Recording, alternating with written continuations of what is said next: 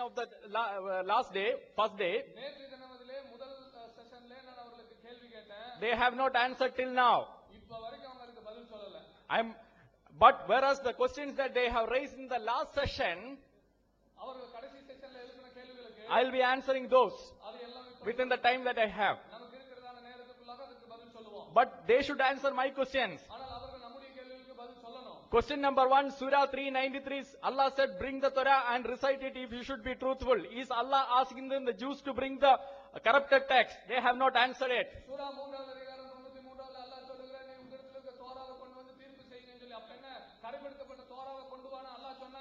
Surah 5, so question number 2, Surah 5:43 to 44, Allah asked the Jews to judge by the Torah that they have. They have not answered it. Is Allah asking the Jews to judge by the corrupted text? Not answered.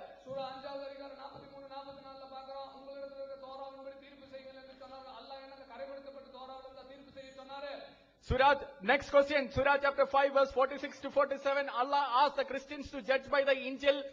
Is Allah asking the Christians to judge by the corrupted text that they have? They have not answered.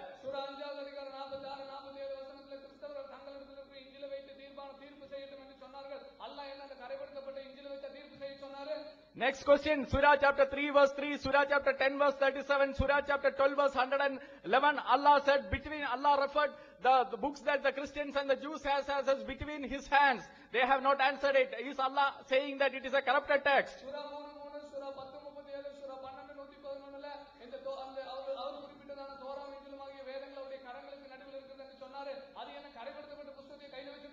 Surah chapter 10 verse 94, Allah asked Asrat Muhammad to check if he has doubt with the Christians.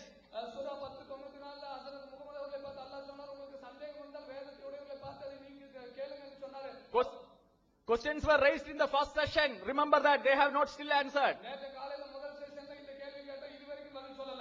This is also referred in Tafsir of Ibn Kathir, volume 4, page number 178 to 179.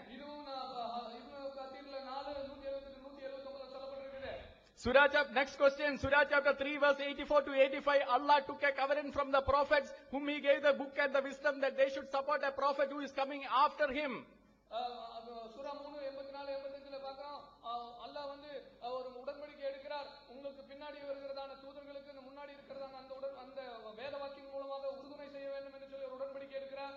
Those prophets have died and gone, only the text remains to support it.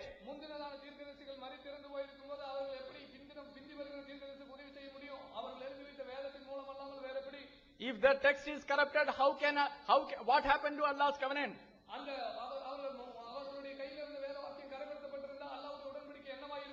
Surah chapter 3 verse 55, Surah chapter 61 verse 4, Allah said the disciples of the Jesus will prevail till the end of the resurrection. Surah 3:55 அந்த வசனங்களிலே பார்க்கிறோம் இயேசு கிறிஸ்துவின் சீடர்கள் மறுமை நாள் வரைக்குமாக அவர்கள் மேன்மையாக வைக்கப்படுவார்கள் என்று. What happened to Allah's word? Still not answered. அல்லாஹ்வுடைய வார்த்தைக்கு என்னவாயிற்று? இதுவரைக்கும் இன்னும் பதில் சொல்லப்படவில்லை. Surah chapter 28 verse 48 to 49, Allah challenges the unbelievers to bring a book like which is a better guide than the Torah and the Quran. They have not still answered. Is Allah challenging the people to bring a corrupted text? Not answered. Surah 28 அதிகாரம் 48 49 வசனங்களிலே பார்க்கிறோம் இதை காட்டிலும் சிறந்ததான ஒரு வேதத்தை இருந்தால் அதை கொண்டு வாங்கள் என்று அல்லாஹ் சவால் விடுகிறார். என்ன கரைப்படுத்தப்பட்ட வேதத்தை அதற்காக அல்லாஹ் சவால் விட்டார். Surah chapter 15:19, Allah promised to protect this message, and I have also explained that the message applies for the other scriptures. What happened to the Allah's promise? Has Allah failed? Not answered. சூரா 15வது அதிகாரம் 9வது வசனத்திலே பார்க்கிறோம் அல்லாஹ் சொல்லப்பட்டிருக்கிற இந்த வேதத்துக்கு இன்னும் பதில் வரல. Bukhari volume 1 book number 1 hadith number 3, Bukhari volume 4 book number 55 hadith number 605. Waraq bin Naful used to write the gospels in Arabic and Hebrew. Was he writing a corrupted text then? Volume 1 Sahih Bukhari volume 1 book 1 hadith 1 ஆகிய இடங்களில் எல்லாம் பார்க்கிறோம் Waraq bin Naful அரபி வேதத்திலே அந்த இன்ஜிலை மொழியாக்கம் பண்ணி கொண்டிருந்தார். அவர் என்ன கரைப்படுத்தப்பட்ட வேதத்தை பண்ணிட்டு இருந்தாரு? Not answered. இதெல்லாம் இன்னும் கேள்வி இன்னும் பதில் சொல்லப்படவில்லை. Sunnah Abu Dawud book number 38 hadith number 4434, Muhammad asked the Jews to bring the Torah. He placed it on a cushion and he said, in thee I believe. Not answered. Was Muhammad referring to a corrupted text? Not answered. Sunan Abu Dawud 38வது புத்தகத்திலே பார்க்கிறோம் அங்க இருக்கிற யூதர்களை பார்த்து ஹஜ்ரத் முகமது அவர்கள் தோராவை கொண்டு வர சொல்லும்படி அதை ஒரு குஷன்ல வச்சு அது மேல வச்சு சத்தியம் பண்ணி உன்னிலும் உன்னை அனுப்பினவர்களை நான் விசுவாசிக்கிறேன் என்று சொன்னாரே அது கரைப்படுத்தப்பட்ட வேதமா? அது இன்னும் பதில் வரல. Lot many logical questions related to this we asked, not a single one they answered. They just skip the question. அவர் இதுக்கு சம்பந்தமான தத்துவ ரீதியான கேள்விகளை நம்ம எழுப்பினோம், அதற்கும் அவர்கள் பதில் சொல்லவில்லை, சும்மா அவர்கள் கேட்டுட்டு தான் இருந்தாங்க. And towards the end of the second day, the second last session, the last session we are supposed to answer all the questions that they have in the immediate session. அவர்களுக்கு இதற்கு முன்பதாக இருந்த செஷன்ல அவர்களுக்கு எத்தனை கேள்விகள் இருந்தோ அத்தனை கேள்விகளையும் இந்த இரண்டாவது நாளின் இறுதி பகுதியிலே எங்களுடைய கடைசி செஷன் ஆகிய இதிலே நாங்கள் பதில் கொடுக்க வேண்டி இருக்கிறோம். Okay, we will answer. நாம் அதற்கு பதில் சொல்லுவோம். Isaiah chapter 20 verse 4, they ask what happened to this prophecy. ஏசாயா 20வது அதிகாரம் 4வது வசனத்திலே இந்த தீர்க்கதரிசனம் என்ன ஆச்சுன்னு கேட்டாங்க. They must read the encyclopedia, they must read the history, they should know that this has been fulfilled as it was told. This is a proof that the Bible is the word of God. அவர்கள் அதற்குரியதான விளக்கத்தையும் encyclopedia படிக்கும் போதே தெரியும் இந்த தீர்க்க தரிசனமானது நிறைவேறி இருக்கிறது என்று சொல்லி, இதுவும் வேதத்துக்கு அதனுடைய உண்மைத்தன்மைக்கு ஆதாரமாய் இருக்கிறது. Then they had an issue with the prophet or the others being naked. அந்த இடத்துல அவர்கள் தீர்க்கதரிசிகளும் மற்றவர்களும் நிர்வாணமாக இருக்கிறார்கள் என்கிறதான ஒரு பிரச்சனையை கொண்டு வந்தார்கள். Double standard in Sahih Bukhari volume 1 book number 5 hadith number 277. hadith number 277. இந்த இடத்துல இரட்டை வேடத்தை பார்க்கிறோம். சஹீல் புகாரி 1 புக் நம்பர் 5 அதனுடைய ஹதீஸ் number 2277. When the Israelites doubted about whether there is any problem with the prophet Moses' body, what happened? Prophet Moses' body. மோசேயுடைய சரீரத்தை குறித்து ஏதாவது பிரச்சனை என்று சொல்லி யூதர்களுக்கு சந்தேகம் வந்தபோது, when he kept his clothes on a stone started running with the clothes. அங்க இருக்கிறதான கல்லுகள் அந்த துணியை எடுத்துக்கொண்டு ஓடின என்று சொல்லி பார்க்கிறோம். And then Moses was naked. அப்பொழுது மோசே வந்து நிர்வாணமாக இருந்தார் என்று சொல்லி அவருடைய ஹதீஸ் சொல்லுகிறது. Double standard. இங்கே பாருங்க, இரட்டை வேடத்தை பாருங்க. So many hadiths like this are there. இப்படிப்பட்ட ஏராளமான ஹதீஸ்கள் அங்க இருக்குது. Emmanuel, was Jesus ever called as Emmanuel? இயேசு கிறிஸ்து இம்மானுவேல் என்று எப்பொழுதாகிலும் அழைக்கப்பட்டாரா? As a God he can have different names. இறைவனாக அவருக்கு பல்வேறு பெயர்கள் இருக்க முடியும். If Allah can have 99 names, Jesus can also have different names. அல்லாஹ்வுக்கு 99 பெயர்கள் இருக்க முடியும் என்று சொன்னால் இயேசுவுக்கும் பல்வேறு பெயர்கள் இருக்க முடியும். Does the New Testament say that the Jesus was God in flesh as the prophecy is given? ஏற்கனவே தீர்க்கதரிசனம் கொடுக்கப்பட்டபடியாக இயேசு கிறிஸ்து அவர் தேவனாய் இருந்து மாம்சத்திலே வந்தார் என்று புதிய ஏற்பாடு சொல்லுகிறது அல்லவா? Read Gospel of John chapter number 1, the word became flesh and dwelt among us. யோவான் 1வது அதிகாரம் 1வது வசனம் என்ன சொல்லுகிறது? அந்த வார்த்தையானது மாம்சமாகி நம்மத்திலே வாசம் பண்ணினார் என்று சொல்லுகிறது. The word who was God. அந்த தேவனாக இருந்த அந்த வார்த்தை. Then they asked John chapter 5 verse 31 and John chapter 8:14, is Jesus testimony valid or not? யோவானுடைய 5:31 யோவானுடைய 8:14 இயேசுவுடைய சாட்சி ஏற்றுக்கொள்ளப்படக்கூடியதா இல்லையா என்று கேட்டார்கள். If you read the verse carefully, அந்த வசனங்களை நீங்கள் கவனமாய் வாசித்தால், both the verses differentiated, in both the verses Jesus differentiated himself from others.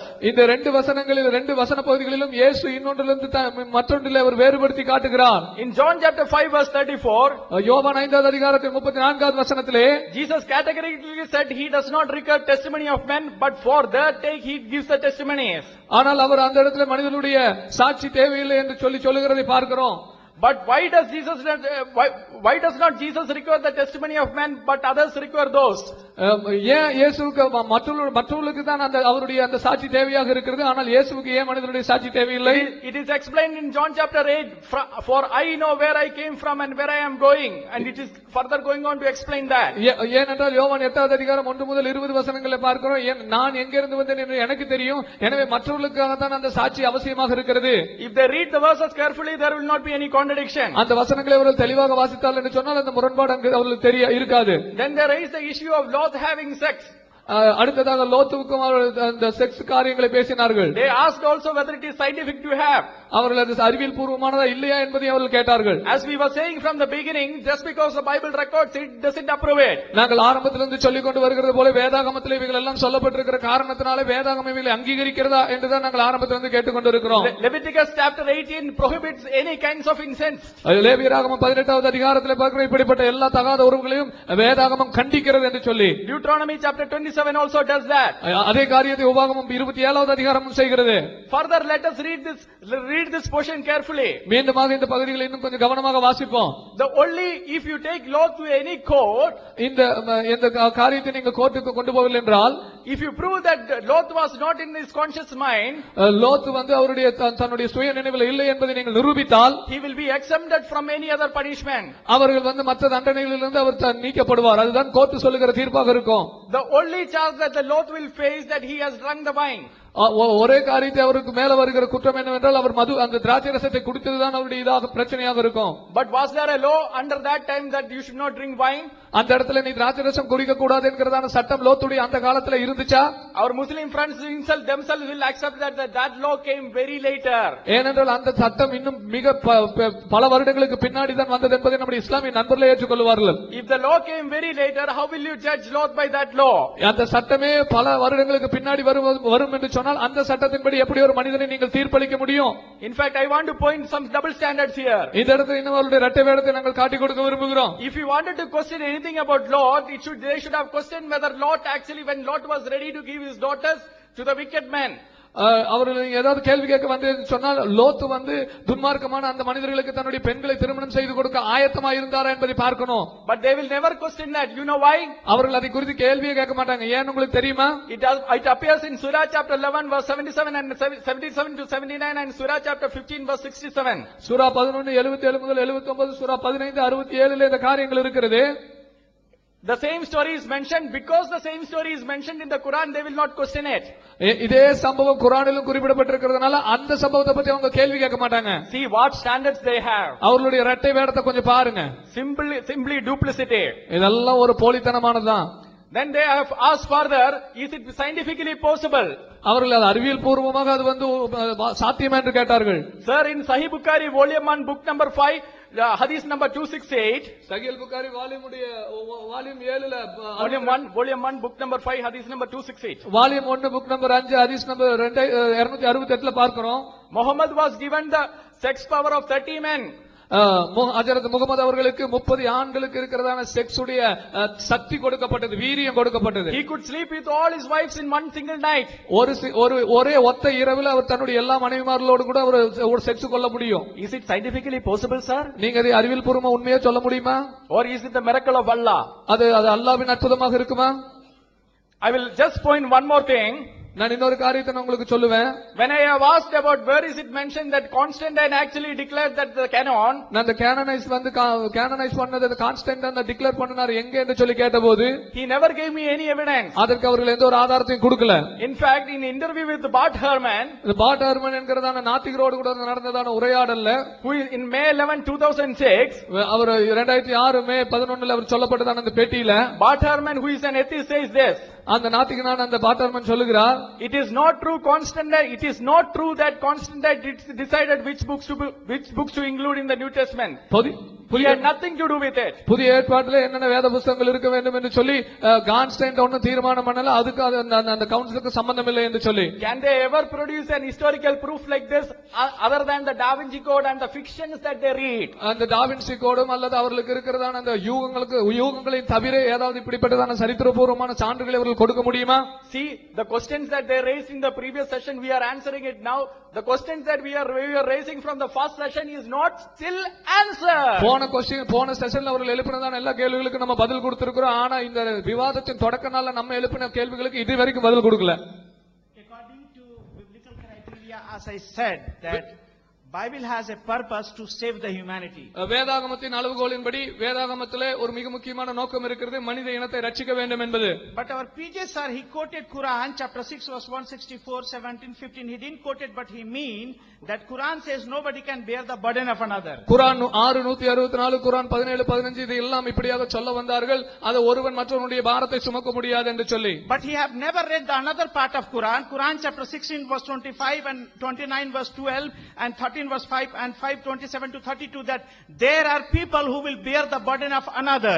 குர்ஆன் 16:25, குர்ஆன் 29, 12, 13, 27 ஆகியதான மற்ற குர்ஆனுடைய பகுதிகளை படிக்கல. ஏன்னா அங்க பாத்தீங்கன்னா ஒருத்தன் இன்னொருத்தனுடைய சுமைகளை சுமப்பான் என்று சொல்லி இருக்கிறது. And Quran 7 155 to 159 is one specific savior who will release the people from the burden. குர்ஆன் 7வது அதிகாரம் 155 முதல் 159 வரைக்கும் தெளிவாக சொல்லப்பட்டிருக்கிறது. மக்களை அவர்களுடைய பார சுமைகளிலிருந்து நீங்களாக்கக்கூடிய ஒரு இரட்சகரை பற்றி சொல்லப்பட்டிருக்கிறது. He wanted to mean it is Prophet Muhammad. அது ஹஜ்ரத் முகமதை தான் குறிக்கிறது என்று சொல்லி அவர் சொல்ல முயற்சிப்பார். Because he is a ummi. Because Muhammad is a ummi. Hazrat Muhammad is a Ummi. அவர் ஹஜ்ரத் முகமது அவர் உண்மையாக இருக்கிறதுனாலே. But as the hadith says, Sahih al-Bukhari volume 7 hadith number 157, 158, he wrote the marriage context, so he cannot be illiterate one. ஹஜ்ரத் முகமது அல்ல கல்வி அதாவது படிக்க எழுத தெரியாதவராக இருப்பதனாலே அது ஹஜ்ரத் முகமதை தான் குறிக்கிறது என்று சொல்லி அவர் சொல்லுவார். ஆனால் நீங்கள் சஹீஹ் புகாரியுடைய இந்த வசன குறிப்புகள் எல்லாம் பார்த்தீர்கள் என்று சொன்னால் அவர் ஆயிஷாவோடு தனக்கு இருந்ததான திருமண ஒப்பந்தத்தை எழுதினார் என்று சொல்லி பார்க்கிறோம். Quran 47:19 says he himself is a sinner. குர்ஆன் 47வது அதிகாரத்தின் அந்த வசனம் சொல்லுகிறது ஹஜ்ரத் முகமது அவர்களே பாவத்துக்கு மன்னிப்பு கேட்க வேண்டியதான நிலையில இருந்தார்கள். He cannot be savior. அவர் ஒரு இரட்சகராக இருக்க முடியாது. So there is only one person that is savior. எனவே ஒரே ஒருத்தர் தான் இரட்சகராக இருக்க முடியும். He brought one unfulfilled prophecy.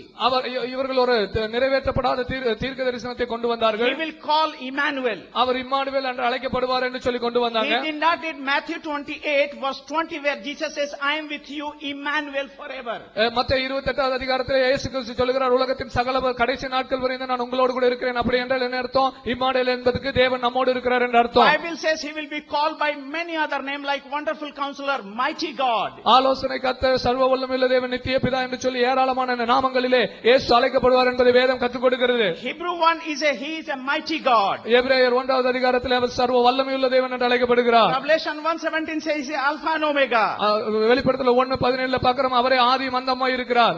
Matthew 12 verse 8 says he is a Lord of the Sabbath. அவர் மத்தேயு 12:8 பார்க்கிறோம் அவர் ஓய்வு நாளின் ஆண்டவராக இருக்கிறார். Matthew 1:21 says he is a savior. மத்தேயு 1:21 பார்க்கிறோம் அவர் இரட்சகராக இருக்கிறார். Revelation 17:14 says he is a king of kings and lords of lords. கலாத்தியர் 5வது அதிகாரத்திலே பார்க்கிறோம் ராஜாதி ராஜாவும் கர்த்தாதி கர்த்தாவுமாய் இருக்கிறார். He is a Lord, he is a judge, he is a king, he is a redeemer, he is a righteous, he is a creator, he is a life giver, he is a Lord, he is a healer, he is omnipotent, he is omniscient, he is eternal, and there is no person who can be compared in the Quran or the Bible except Jesus. Therefore, my brothers, all you accept Jesus and be saved. He is the savior in the Bible and the Quran. This is what the prophets have said.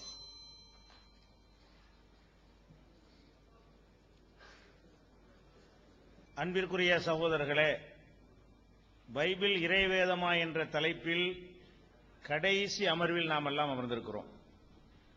இந்த தலைப்பு எதற்காக இந்த தலைப்பை தேர்ந்தெடுத்திருக்கிறோம் என்றால், பைபிளை இறைவேதம் என்று நம்பக்கூடியவர்கள் எதனால் அதை இறைவேதம் என்று அவர்கள் நம்புகிறார்கள் என்பதை நிரூபிக்க வேண்டும் என்பதற்காகத்தான். நேற்றிலிருந்து இன்றைக்கு இரவு வரைக்கும் நடந்த இந்த வாதத்தில் ஒரு ஆதாரத்தை காட்டி நாங்க இதனாலதான் பைபிளை இறைவேதம் என்று நம்புறோம் சொல்லி ஒரு ஆதாரம் காட்டவில்லை. தலைப்பு முடிந்து விட்டது. ஆனா பைபிள் இறைவேதம் இல்லைன்றதுக்கு அவ்வளவு ஆதாரங்களை நம்ம அள்ளி போட்டிருக்கிறோம். இறைவேதம் என்பதற்கு அவங்க ஆதாரம் காட்டணும்.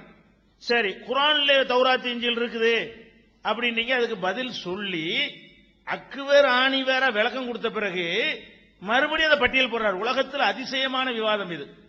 அதாவது விவாதத்தை வைத்த பிறகு பதில் சொல்றதை நம்ம பார்த்திருக்கிறோம். பதில் சொல்லி முடிச்ச பிறகு கேள்வி கேட்கறத பார்த்திருக்கிறோமா? இவர் என்னவெல்லாம் இப்ப லாஸ்ட்ல சொன்னாரோ, தௌராத்தை கொண்டு வாங்க, தௌராத்து நேர்வழி இருக்கு, எல்லாத்துக்கும் வரக்காவுல இருந்து இவர்கள் கொண்டு வந்ததுல இருந்து அனைத்துக்கும் பதில் சொல்லி முடித்த பிறகு என்னுடைய அமருடைய துவக்கத்திலிருந்து ஆரம்பித்து அனைத்துக்கும் பதில் சொல்லி முடித்த பிறகு அந்த நேரத்துக்கு ஒன்னும் இல்லாதனால முதல்ல வச்சார அதையே எடுத்து வரிசையா படிக்கிறார். இது மக்களுக்கு பளிச்சென்று தெரியும். ஒருத்தர் விவாதத்தில் அவர் ஒன்னும் நிலைநாட்டவில்லை என்பதற்கு அவங்க போடக்கூடிய ஆக்ஷனோ சத்தமோ அது நிக்காது. எங்க அறிவுரை யாரு அறிவுரை சொல்ல ஆரம்பிச்சுட்டாங்களா இல்லைன்னு அர்த்தம். எங்க மக்களுக்கு என்ன செய்யறாங்க, போன அமர்வுல வாதத்துக்கு பதில் சொல்ற விட்டுப்புட்டு ஜீசஸ் நம்ப வழி இல்ல, அதான் கிழிக்க போறோம் அடுத்த தலைப்புல. ஜீசஸ் பத்தி தான் இருக்க தலைப்பு, இதுல சொல்ல மாட்டோம், சொல்ல வேண்டிய இடத்துல சொல்லுவோம். அதனால இப்ப நான் என்ன சொல்றேன், இந்த குர்ஆன் வச்சு தான் உங்களுக்கு இறைவேதம் நீங்க சொல்றீங்கன்ற அர்த்தமாகுது. உங்க மக்களுக்கு உள்ள ஒரு ஆதாரத்தையும் உங்களுக்கு காட்டல. இந்த குர்ஆன்ல தௌராத் இன்ஜீல் சொல்ற இதுதான் சொல்லி இவ்வளவு நாள் ஒன்றரை நாள் நீங்க பேசுனீங்கல்ல, ஒரே ஒரு முஸ்லீம் அவங்க சொல்ற நம்புனா கை தூங்க. இதுதான் பயன். அதுதானே சொல்ல வந்தீங்க, எங்களுக்கு தானே சொல்ல வந்தீங்க. ஒரு முஸ்லீம் கூட தௌராத் இன்ஜீல் சொல்ற இது இல்லைங்கிற அவ்வளவு கான்பிடென்டா இருக்கிறோம், ஒரு அசைக்கவே இல்லை. ஆனா நீங்க இவ்வளவு சொன்னீங்கல்ல, அதனுடைய ரிசல்ட் என்னவா இருக்கிறது, கிட்டத்தட்ட 85 சீட்டு காலியா இருக்கிறது. அதாவது என்னன்னு கேட்டா, என்னமோ சொல்லுவீங்க என்பதற்காக ஆர்வமா உட்கார்ந்தவர்கள், நீங்க என்னத்தான் சத்தத்தை ஒசத்தினாலும் சரி, பாயிண்ட் சொல்வது மாதிரி நினைத்தாலும் சரி, சிந்தனையாளர்கள் சிலர் இருக்கிறாங்க. அந்த குருட்டு நம்பிக்கையை விட்டு விலகி கேள்வி சரியா இருக்குதே, பாயிண்ட் சரியா இருக்குதே, விஷத்தையாவது குறைஞ்ச குடிக்க சொன்னோன்னு நிறைய, அதுல 25 பேர் காலி. விஷத்தை குடிப்பாங்கன்னு பார்த்தாங்களா, அவங்களும் பார்த்தாங்க, என்னடா இவ்வளவு பைபிளுக்கு ஒரு சேலஞ்ச் பண்றாங்க, பைபிளுக்கு காவலர்களா வந்து உட்கார்ந்து இருக்கக்கூடியவர்கள் குடிப்பாங்கன்னு குடிச்சு நிரூபிச்சு எப்படியாவது நம்மளை காப்பாற்றிடுவாங்க, நம்ம வேதத்தை நிலைநாட்டி பரிசுத்த வேதாகமத்தை பரிசுத்தம் என்று நிரூபித்து வாதத்தை முடித்து விடுவார்கள் என்று பார்த்தாங்க.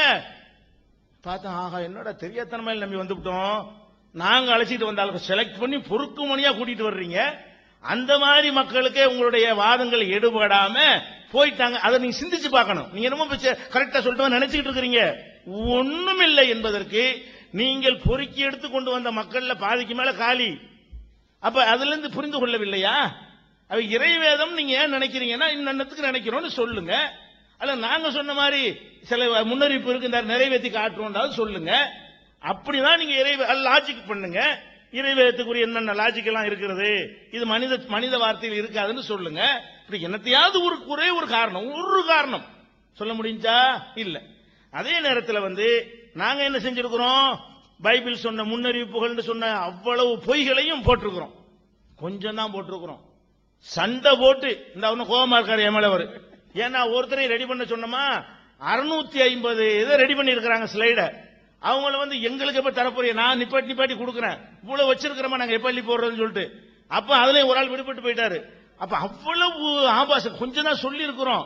ஆனா ஒரு முன்மாதிரி காட்டிட்டாங்க. நம்ம தலைப்புக்கு அப்பாற்பட்டு இருந்தா கூட குரானை பத்தி கேட்டாங்கல்ல, அதனால நம்ம அந்த தலைப்புல இதையும் சேர்த்து போட்டுக்கலாம். அவன் வீணா போறது இல்ல, அவங்க போட்டு காட்டிட்டதுனால அவங்க சொல்றதுக்கு பதிலையும் சொல்லி கூட என்ன செய்வோம், இந்த எடுத்த சரக்கு வீணாவெல்லாம் போவாது, அது அங்க பயன்படுத்திக்கிறோம். அதுக்கு முன்மாதிரி இருக்கிறது, அவங்க மீறி முன்மாதிரி காட்டி விட்டார்கள். எதுக்கு சொல்றேன்னு கேட்டா, புழுவு பொய்கள், புழு முரண்பாடு, புழு ஆபாசம். என்ன ஆபாசம்? கேட்க சகிக்க உன்னத பாட்டு அந்த கொங்கை மரம் சகிக்க முடியல. அது மாதிரி பெருத்தான்குறி, கழுதை போன்ற ஆண்குறி, குதிரை போன்ற விந்து கேட்க சகிக்கல. அப்ப நுனித்தோலை ஒரு 200 நுனித்தோலை வெட்டிக்கிட்டு வந்தான், நசுக்கல. விதை நசுங்கியவன் கருத்தற்ற வரக்கூடாது, தூக்கி பார்க்க முடியுமா? வரக்கூடாது. மனைவியை கண்டுபிடிக்கிறதுக்கு உரியாது. அண்ணன் தங்கை ஜல்சா பண்ணுவது, மாமா மருமகள் ஜல்சா, அப்பா மகள் ஜல்சா, அடுத்தவன் மனைவியோட தாவுவது போய் என்னஞ்சாரு உரியாவின் மனைவி அவனை கொலை பண்ணி, அந்த மாதிரியான விஷயம். மகளையே கல்யாணம் பண்ணிக்கொள் என்று புத்திரின்னு தான் அதுல வந்திருக்குது. என் ஃபாதர்னா ஏன் பொறுப்பாளராக இருக்க கூடாது, புத்திரின்னு வந்திருக்குது. சரியா? புத்திரி தான் அது. கர்த்தர் மல்யுத்தம் போட்டு தோத்து போய் கடைசியில் என்ன தொடைக்குள்ள கையை விட்டு பிடிச்சது, இதெல்லாம் சொல்லணும். இதுல என்ன உபதேசம், இதுல என்ன நல்வழிப்படுத்துகிறது, இதெல்லாம் சொல்றீங்களே. வேதம் ஒரு மனுஷன் இந்த மாதிரி இருந்தா புத்தகத்தை படிக்க கூட மாட்டோம். இதெல்லாம் ஒரு புத்தகமா, யாருக்கு தெரியாது இது? அந்த மாதிரி ஜல்சாவுல நாட்டம் உள்ளவனா இருந்தா கூட இதெல்லாம் நமக்கு தெரியாத விஷயமா? நம்ம போய் பண்ணிட்டு போக போறோம், சொல்லி இருந்துட்டு போக போறோம். இது ஒரு வேத புத்தகத்துல சொல்லி கொடுக்கிற ஒரு விஷயமா தெரியுதா? அதே மாதிரி கர்த்தர் அம்மனமா நடந்தது, இதெல்லாம் கர்த்தர் நான் அம்மனமா நடப்பேன்னு கர்த்தரே சொல்லுவார். அந்த வாசகமே சொல்லுது கர்த்தர் வாசகம் இல்லைன்னு. கர்த்தர் ஊழையிட்டது, விஷம் குடிக்கிறது எவ்வளவு அழகா சொல்றாரு. கடுகளவு இருந்தா கூட குடிச்சிடலாம்னு. ஆமா, நம்ம உயிரை விட வேதம் தானே பெருசு. நாங்க எந்த அளவுக்கு இல்ல அவங்க குடிச்சுட்டா என்ன செய்யறதுங்கிறதுக்காக வேண்டி டாக்டரை வர சொல்லியிருந்தோம். டாக்டர் எங்க இருக்காரு? டாக்டர் தப்பிச்சிருப்பாங்க. குடிச்சிருந்தா கூட நாங்க சாவு விட்டுருக்க மாட்டோம். குடிச்சு இருந்தா கூட டாக்டர் கண்டிப்பா டாக்டர் நீங்க லீவ் போட்டு வந்துருக்கு, நேத்து அவர் வரல, ஸ்பெஷலா கோட்டா கொடுத்து நெஞ்சம் வர சொல்லி எப்படியாவது காப்பாத்திருக்கு. அதுக்கு மாற்று மருந்து கையில வச்சிட்டு இருக்கிறோம். டாக்டரையும் வர சொல்லி மாற்று மருந்தோட உட்கார்ந்துட்டாரு. குடிச்சா கூட உடனே சாவடிச்சிட கூட என்ன செய்யறது, அப்படிலாம் ஏற்பாடு நாங்க இருக்கிறோம். உங்களை சாவடிக்க விரும்பல, ஆனாலும் உங்களுக்கு குடிக்க என்ன செய்யல, அது மனசு வரல. குடிச்சா கூட காப்பாற்றப்பட்டிருப்பீங்க. அது ஒரு விஷயம். சொல்லுங்க.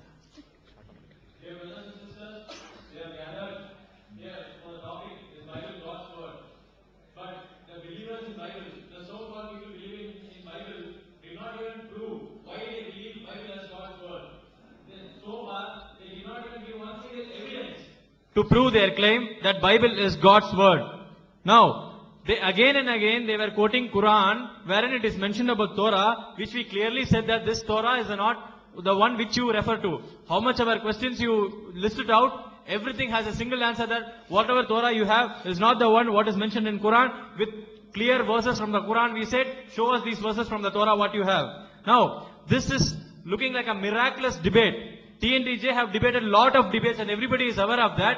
And this specific debate, if you see, the other side people, the other side opponents, they are questioning on the answers, whatever is already been given. Now, if you believe in Jesus, then you are not supposed to preach. You can believe it. You don't have to preach the Muslim brothers. None of the Muslims have accepted. They did not take up your preaching. They were not admired by your preaching. There's no point in discussing that. There is no point in forcing your belief on the Muslims. Now, 85 seats are empty in the other side, the Christian side, which clearly shows that even they are not convinced with the arguments raised by, with the arguments, whatever they have put forward. People believing in Bible fail to prove to the audience that Bible is God's word. Now, 25 of them left when we put that poison challenge. The so-called saviors of Bible, people believe them to be the saviors of Bible. When they realize that they are not even ready to take the acid test, they are not even ready to sacrifice their life for the Bible, people realize that whatever claims they have put is going to be false, and they are very disappointed. And those audience are very much selected. They have selected their audience, they have filtered them, and they have gathered this crowd. Those selected audience themselves are not able to withstand.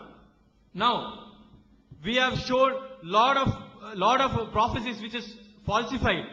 You will have to show at least one prophecy, and we have a doctor to prove that. And they should not be afraid. We assume that in the course of the debate, they may drink poison and it might turn out against us. So for that, we have brought in a doctor so that we will take care of your lives. But even then, you don't believe in the word of God, and you prove that this is not God's word. Now, in Bible, if you see, there are a lot of unfulfilled prophecies. Now, we have a person who was willing to produce more than 600 slides. He has prepared, and we are sorry that we don't have time for that, because you are raising some unnecessary, irrelevant questions which has to be answered here. Now that you have shown us an example, you have shown us a bad example as to you quoting out of context. So definitely we will give chance so that our panel will be able to produce the evidence whatever we created here. Now if you see Bible, it is full of it is filled with obscenities. It has virginity test. It has incest described in different flavors. Incest between daughter-in-law and father-in-law. Take name one relation it will have. And it speaks chopping 200 foreskins cruelly. And it speaks about Yahweh walking naked. Imagine God walking naked. And God walking naked. Such filthy statements are in a so-called Bible. And you fail to prove even one evidence that Bible is God's word. அப்ப நமக்கு தெளிவாக பதில் சொன்னோங்கிறாங்க, இன்னொன்னுக்கு பதில் சொல்லிட்டோங்கிறாங்க. பதில் ரெண்டு வகை இருக்கு. அதாவது நம்மளா சொல்லிக் கொள்வது ஒன்று இருக்கிறது, அதை மக்கள் ஏற்றுக்கொள்வதுன்னு ஒன்று இருக்கிறது. சொல்லலாம், எதுக்கும் பதில் சொல்லலாம். கொலைகாரன் கூட நான் கொலை செய்யலன்னு சொன்னா பதில் ஆயிரமா? கொலை செஞ்சதுக்குரிய கத்தி ரத்தம் எல்லாம் டெஸ்ட் கொண்டு காட்டின பிறகு நான் கொலை செய்யலன்னா அந்த மாதிரி பதில். உங்களுடைய எந்த பதிலாயாவது உங்க சகோதரர்கள் பைபிளையும் வைத்து நாங்க வாதத்தையும் வைத்து உங்களுடைய பதிலை வைத்து படிப்பார்களே, ஆனால் அவங்க என்ன கேட்கறாங்க, இவர் என்ன சொல்றாரு, இந்த அசிங்கம் இதுல இருக்கணும் தானே கேட்கறாங்க. அதுக்கு ஏன் பதில காணாம மவளை கல்யாணம் கட்டுறதுக்கு வேணா அப்பனுக்கு சொல்லுவாங்களா என்று இப்படி ஒண்ணு சிந்திச்சாங்கன்னு வைங்க, அதுக்கு நீங்க சொல்ற பதில் இல்லை என்றுதான் நினைப்பார்கள். நீங்க இங்க இருக்கின்ற அந்த அரங்கத்தில் என்ன மாதிரி ரிசல்ட்டை பார்க்கிறீர்களோ அதுதான் இது வீடியோக்களாக கேசட்டுகளாக போகும் பொழுது மக்கள் மத்தியில் ஒரு முஸ்லிமும் கூட உங்கள் வாதத்தை நம்ப மாட்டான். அநேக கிறிஸ்தவர்கள் நீங்கள் பதில் சொல்லவில்லை என்ற முடிவுக்கு வருவார்கள் என்பதற்கு தெளிவான சான்றை நம்ம எடுத்து காட்டுகிறோம். சொல்லக்கூடாது, தெளிவான சான்றை எடுத்து காட்டுகிறோம். அப்ப முரண்பாட்டை சொன்னோம், உளறல்களை சொன்னோம், ஆபாசங்களை சொன்னோம், தவறுகளை சொன்னோம், பொய்யான முன்னறிவிப்புகளை சொன்னோம், சேர்த்தல் நீக்குதல். எப்படி வார்த்தையை சேர்க்கிறது? ஸ்பெல்லிங் மிஸ்டேக் எழுத்துல வரும், ஸ்பெல்லிங் மிஸ்டேக் ஒரு சொல்லுல வரும், ஸ்பெல்லிங் மிஸ்டேக் ஒரு மொத்த சாப்டர்ல வருமா, ஒரு புக்ல வருமா? அந்த புக்கு பூரா ஸ்பெல்லிங் மிஸ்டேக் ஆகுமா? நிறைய புக்க காணாம கேட்டா ஸ்பெல்லிங் மிஸ்டேக் மனிதனுக்கு இயற்கை, சரி அது அனைத்துக்கும் உள்ள பதிலாகுமா?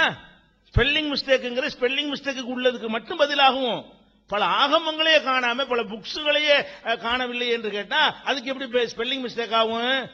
அப்ப ஸ்பெல்லிங் மிஸ்டேக் சொல்லுவேன், சரிப்பா இப்ப ஸ்பெல்லிங் மிஸ்டேக் சம்பந்தம் இல்லாம இருக்க 10 விஷயத்துக்கு அது பொருந்தனால 90க்கு பொருந்த மாட்டாங்க நினைக்க மாட்டாங்களா சிந்திக்கிற மக்கள்? ஏதோ தாய் தந்தையர் முன்னோர்கள் சொல்லிவிட்டார்கள் என்பதற்காக ஒவ்வொருவரும் நம்புவார்கள். இந்து சகோதரர்கள் தங்களுடைய பகவத்கீதை வேதமாக நம்புகிறார்கள் என்றால் அவர்களுடைய பெற்றோர்கள் சொன்னதால் நம்புகிறார்கள். முஸ்லிம்கள் குர்ஆனை நம்புகிறார்கள் என்றால் அதே மாதிரி தான் நம்புகிறார்கள். கிறிஸ்தவர்கள் அதே மாதிரி நம்புகிறார்கள். நாங்கள் நம்புவதோடு நாங்கள் இறைவேதம் என்பதற்கு சான்றுகளை நாங்கள் வைத்திருக்கிறோம். ஆனால் நீங்கள் வேதம் நம்புகிறீங்களா? நம்புறீங்க, அவ்வளவுதான்.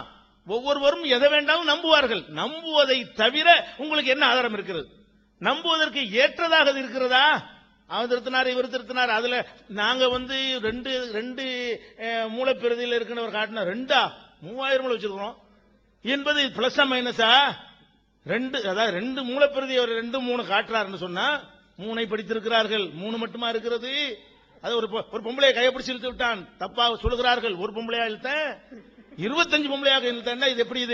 இது பாராட்டத்தக்க ஒரு வாதமா? இது நாங்க 3 மூலப்பிரதி இருக்கு, 3 முரண்படுது கேட்டா 3000 இருக்கு என்று அவர் சொல்லுகிறார். 3000 படிச்சலாம் நீங்க? அப்படி இதெல்லாம் பதிலா நினைப்பாங்களா? கொஞ்சம் நீங்க யோசிச்சு பார்க்க வேண்டாம். நம்ம இது சொல்றோமே, நம்மள்ட்ட இது பிஸ்டக்கா தானே இருக்கு. கேட்டா என்ன செய்யறாங்க? நீங்க ரெட்ட நிலை எடுக்கிறீங்க. என்ன ரெட்ட நிலை?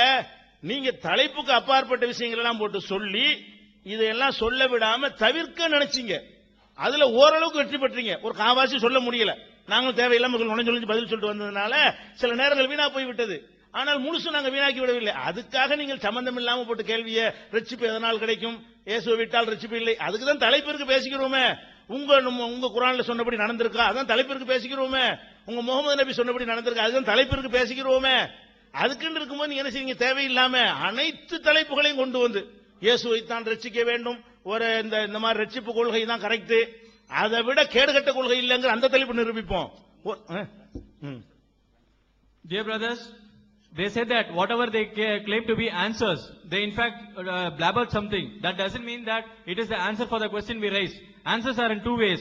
Either you can answer appropriately or you can just speak something and which you claim that you have answered it. All their answers were like that. When we were showing so many additions, deletions, corruptions in the Bible, they plainly said that it is all spelling mistake. Imagine the spelling mistake in the whole book. We have showed them n number of books missing from the Bible. They never even touched on that topic. They plainly said that it is all because of spelling mistake. Can anybody agree that the whole book is full of spelling mistake? And everybody, whoever were watching, were aware that this is not a valid argument. Everybody was sure that this was not a valid argument. Moreover, whatever they are believing is what their forefathers have believed. Is this the essence of debate? We have gathered here for discussing how do you believe. You will have to prove your stance here. Not that you believe, you are thrusting it to others. Now, are all these arguments appreciable? It is not appreciable. Moreover, you kept on saying that we are showing a double standard. We were not answering few questions which was out of context. You were talking something about salvation, Quran prophecy and Prophet Muhammad prophecy. Everything we have a separate topic to discuss. You don't have to talk about it. அன்புள்ள சகோதரர்களே, நீங்கள் முழுசாக ஆதியிலிருந்து கடைசி வரை படித்தால் என்ன தலைப்பு அது நிரூபிச்சோமா இல்லையா? பைபிள் இறைவேதம் இல்லை என்று சந்தேகத்துக்கு இடமில்லாத வகையில இது கடவுள் சொல்லி இருக்க முடியாது, நல்ல மனுஷன் சொல்லி இருக்க முடியாது நிரூபித்திருக்கிறோம். அவர்கள் இறைவேதம் என்பதற்கு ஒரு ஆதாரத்தை கூட சொல்லவில்லை. முஸ்லிம்கள் நம்பக்கூடிய வகையிலும் சொல்லவில்லை, நீங்கள் நம்பக்கூடிய வகையிலும் சொல்லவில்லை, பொதுமக்கள் பார்த்து நம்பக்கூடிய வகையிலும் சொல்லவில்லை என்று கூறி பைபிள் இறைவேதம் இல்லை என்று சந்தேகத்துக்கு இடமில்லாமல் நிரூபணமாகிவிட்டது என்று கூறி முடிக்கிறேன். We are affirming that not even single evidence has been produced by the Christians to claim that Bible is God's word, but we have shown n number of evidences to refute it. We have given a lot of contradictions from the Bible and we clearly said that God cannot contradict, God cannot have false prophecies, God cannot speak obscene statements. Everything is proved and they were not even able to convince the Christians. Forget about convincing Muslims, they were not even able to convince the Christians, and to any just man who watches this debate will realize that Bible cannot be God's word. We affirm it, we have proved it in our stance. அடுத்த தலைப்புல குர்ஆனை பத்தி கேட்க நினைச்சீங்க, அங்க கேளுங்க. எல்லாத்துக்கும் தெள்ள தெளிவாக இந்த மாதிரி சொல்ல மாட்டோம், தெள்ள தெளிவாக பதில் சொல்வோம். Ask whatever you wanted to ask regarding Quran. We will not answer like how you did. We will clearly answer each and every question you raise. You have time there. You can raise how much ever questions you want and we will be here to answer each and every one of them. ஒரு நிமிஷம் இருக்கா? அந்த கடுகளவு இருந்தா இதையாவது ஊதி காட்டுங்க, அதையும் செய்யலைங்கிறாரு. சரி, முடித்துக் கொள்வோம். அப்படி வரணும். சில அடுத்த தலைப்பு டேட் அந்த இடத்தெல்லாம் அறிவிப்பாங்க இல்லையா? தௌபிக்கு சொல்லுங்களேன்.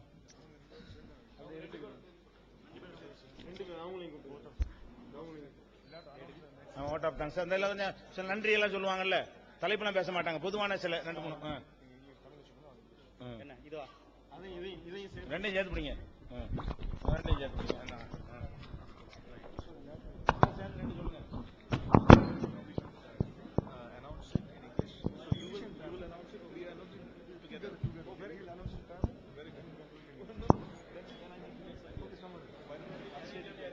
அஸ்ஸலாமு அலைக்கும். அன்பிற்கினிய சகோதரர்களே, அடுத்த வாரம் திருக்குரான் இறைவனுடைய வேதம்தான் என்பதற்கு என்ற தலைப்பில் நடைபெற இருக்கிறது. மண்டபம் வேற மண்டபம், வித்யாதயா ஸ்கூல் ஆடிட்டோரியம், அது நுங்கம்பாக்கம் பக்கத்தில் இருக்குது, ஹபீபுல்லா ரோடு ஆப்போசிட்ல. அடுத்த வாரம் சனி ஞாயிறு நடக்கும், இதே மாதிரி நேரம். அதே மாதிரி இந்த டோக்கன் வச்சிருக்கிறவங்க, மாவட்ட நிர்வாகிகள்லாம், மாவட்ட சார்பாக வந்தவங்க எல்லாம் எழுதி கொடுத்துட்டு போயிருங்க, கொண்டு போயிடாதீங்க. லோக்கல் சென்னைக்கு நம்ம சொல்லுவோம், சென்னை, காஞ்சி, திருவள்ளூருக்கு நம்ம சொல்லுவோம்.